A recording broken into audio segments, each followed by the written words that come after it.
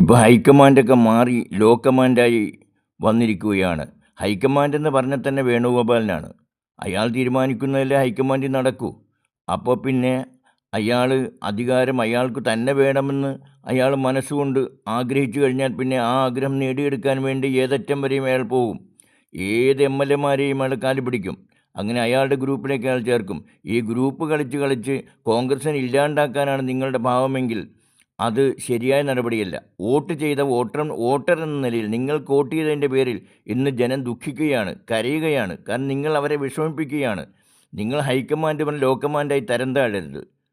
മനസ്സിലായില്ലേ? ഇത് ഒരു കേരളത്തിൽ 9 ദിവസമായിട്ടും ഒരു മുഖ്യമന്ത്രിയെ തിരഞ്ഞെടുക്കാൻ, ഒരു മുഖ്യമന്ത്രി നിർദ്ദേശിക്കാൻ കഴിയാത്ത ഹൈക്കമാൻഡ് നിങ്ങൾ ഹൈക്കമാൻഡല്ല, നിങ്ങൾ ലോ കമാൻഡാണ്.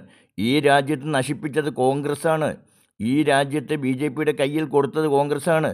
ബി.ജെ.പിയുടെ അധികം ആളുകളും കോൺഗ്രസ്സുകാരാണ്.